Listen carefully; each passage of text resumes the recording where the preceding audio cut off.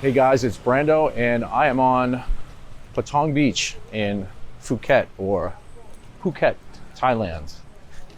And I've not made one of these unedited walk and talk videos yet, but I have been traveling and living in Vietnam and Thailand for the good part of the last 6 months. So I figured it was about time. Oh, hang on. This guy likes my hair. Hello. Hello. You say it again. Hello. You like my hair? I like your hair. I like your hair too, man. Look at this guy. He's got a slick haircut. Hey. All right. All right. Sawadee krap. White tie. White tie, maybe later. Yeah. Look at that. Number one thing about Patong Beach is that you'll find dudes like this, you know, shall I say, accosting you with their laminated menus, trying to make the commission by bringing you into their restaurant. Yes. Maybe later. Thank you, boss. All right. Have a nice day. Thanks, boss. Yeah, I'll see you. Okay, well, pardon the interruption.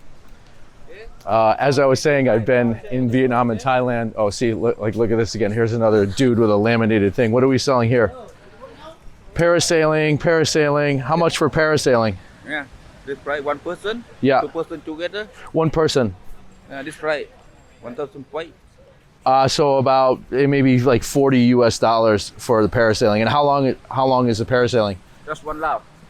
1 round. Maybe what? Is it 20 minutes? No, not by time. Not even. 10 minute. 5 minute. Just 1 round. About 2 kilo, 3 kilo. Yeah. And what else are we selling here? Yeah, parasailing. And the jet skis, 1 person, 30 minutes for about $40. Okay, man. Right now, I'll finish my video, but maybe I'll come back and I might do the jet ski. What? All right. And you? Brando. What's your name again? What? Kuat. I say it correctly? Correctly. All right. Everybody, this is Kuat. Thanks, Kuat. I'll check you later. So, yeah. It's a little difficult to walk around Patong Beach and not get, you know, how shall I say it, accosted by someone trying to sell you something. Parasailing, jet skis in that case, massage, the girls at the bar girls at the go-go's, and they'll get really aggressive and grab your arm and try to pull you into the bar. It gets slightly annoying sometimes, but it's a beautiful place, so the trade-off is worth it. Anyway, as I was saying, I've been here in Thailand and Vietnam for about 6 months. And if you're thinking of doing the same, maybe some of my advice from my experience over that time will be helpful. The first thing I would say is, I would talk about is the weather and the humidity. I was not quite prepared for quite how humid it is here in both countries. I should not have packed as many jeans. Like 1 pair of jeans might be fine, maybe more than enough, depending on the length of your stay here. If you're here for a week or so, I mean, like shorts and these water wicking t-shirts would be fine. I ended up getting these, they're from H&M. They're like $7. And these t-shirts are great because when I'm traveling, I don't always know where to get my laundry done. So I can take these t-shirts after they get soaked with sweat from a 20-minute walk like this and rinse them out in my hotel room sink, hang them in the shower, and then just like dry them with a blow dryer. So if you're coming here, pack light, you know, pack like really light clothing, and also shoes. Like I brought boots and like dress shoes. A lot of that's unnecessary because you're walking so much that cheap pair of running shoes would be fine. Oh, here's the obligatory shot of the Phuket beach sign. And let's just take a look at the beach and the water here. The sand and the water on Patong Beach is, I have to say, perfect. I'm not really a beach person, like all these people behind me here, lounging by the beach all day. I don't tend to do that unless I'm really hungover or something. I prefer just to go out at night, but I really do love this beach. And hey, all right, here's another one. What are we selling here? How are you? Brando. Mackie. Mackie? You a YouTuber? YouTuber. Okay. Say hello, Mackie. Hello. What are we selling here, Mackie? Okay. So you see, about the same price, 1,500 baht, one person, 30 minutes Yes. for the jet ski, and parasailing, 1,500. Yeah, about the same prices. One round, yeah, one round. Okay. Mackie, what about for me, for a YouTuber? Good price for jet ski. 40 minutes for you. 40 minutes for 1,500. Yes, I cannot make this call, but I can give you extra time. You can give more time. Yes. All right, Mackie, I'll come check you later. See you later. Thanks, homie. Yeah. Have a nice day, sir. Yeah, you do.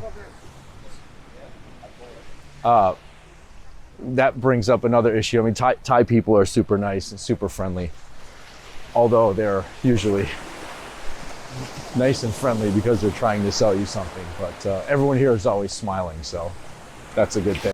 But just take a look at the water behind me and this sort of like cove or bay. This Patong Beach, I gotta say, is the perfect beach for actually going in the water and swimming.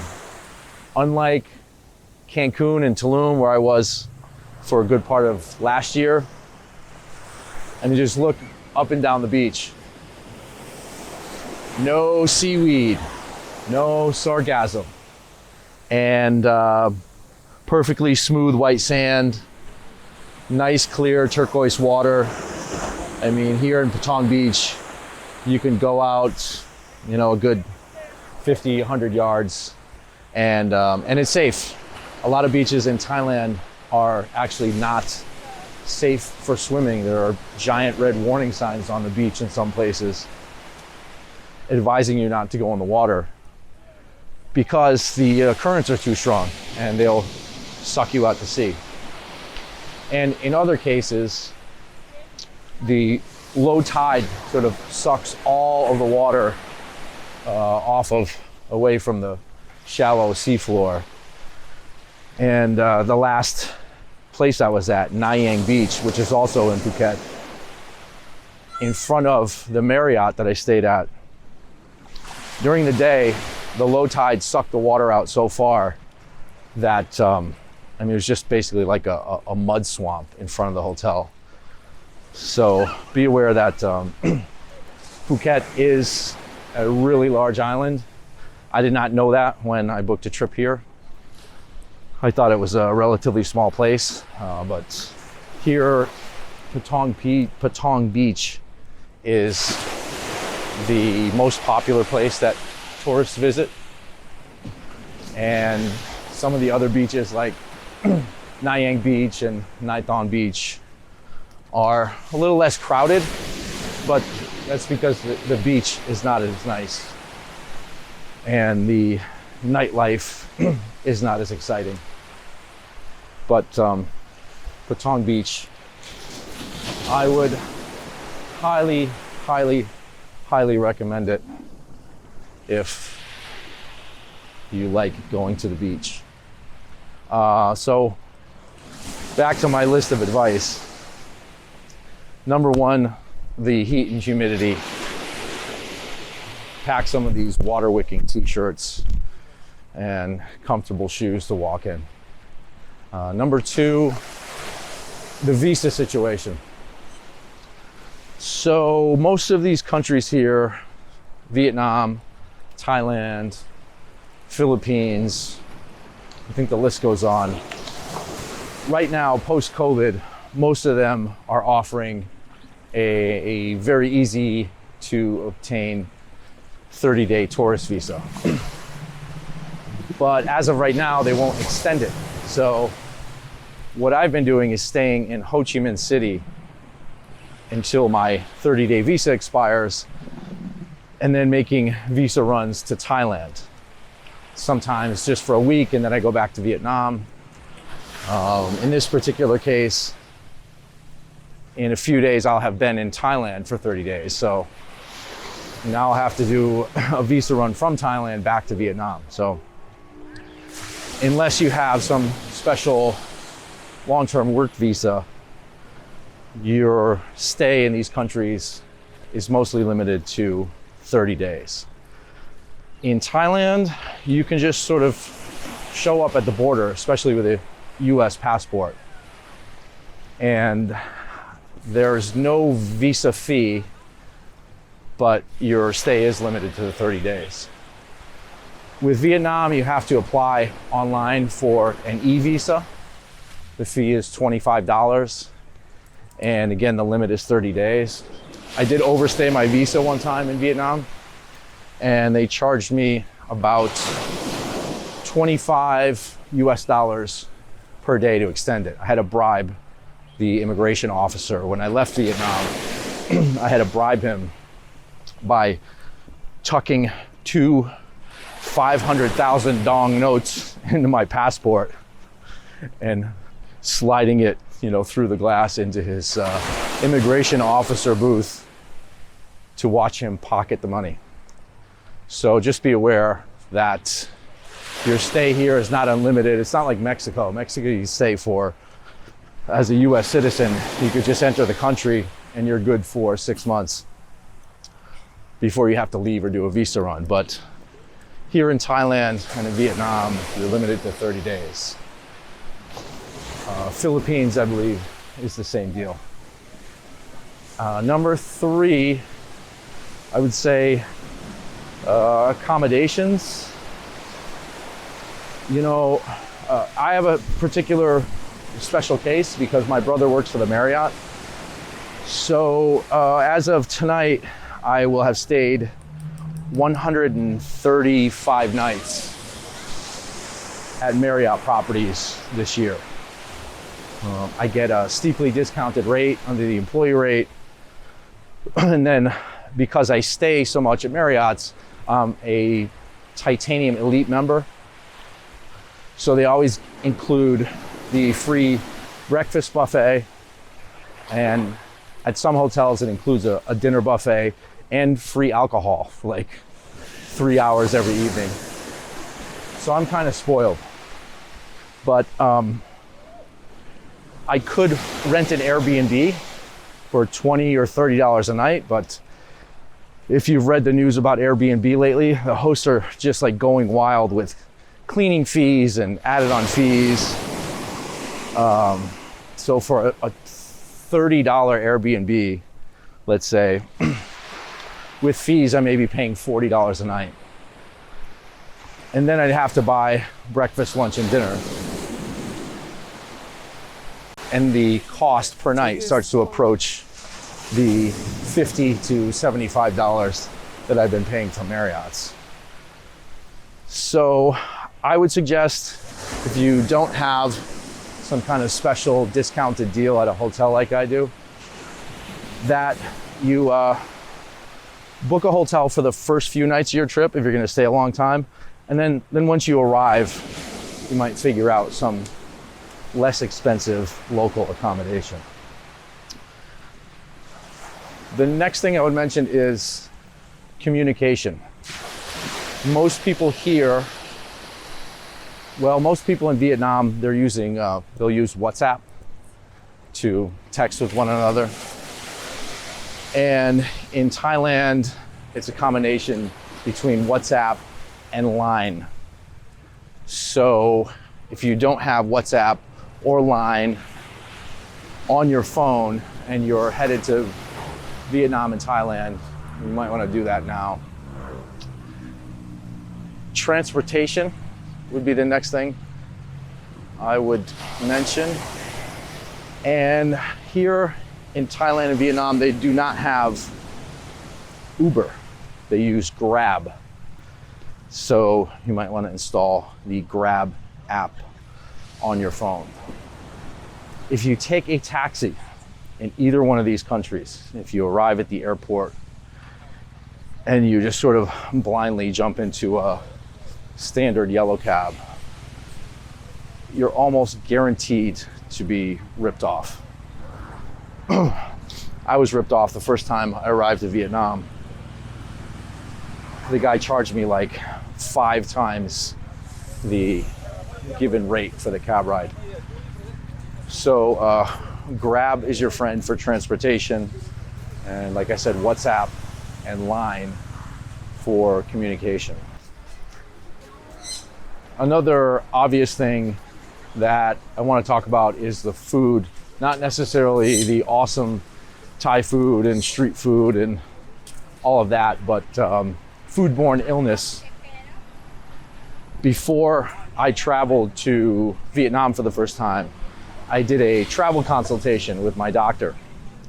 And he basically just made sure I was up to date on all my shots. I was up to date on my Tdap and tetanus shot.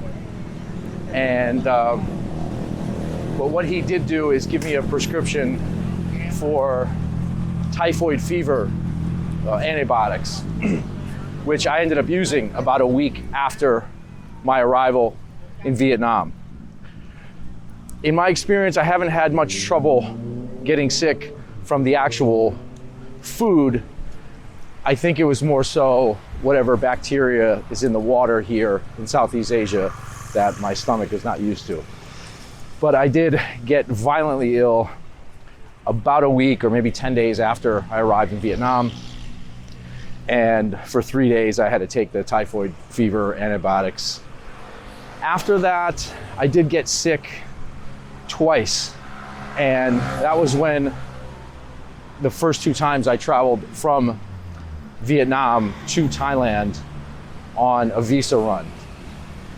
And I think it was just a matter of a difference in the bacteria in the water.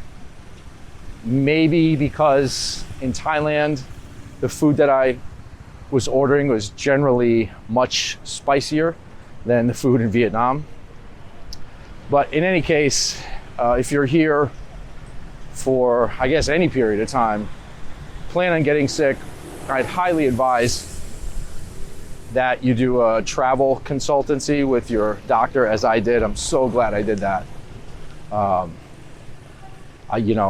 Having those typhoid fever pills and just having the feeling of certainty and security that I was up to date on all my shots really helped me enjoy my time here much more. That's about it for now.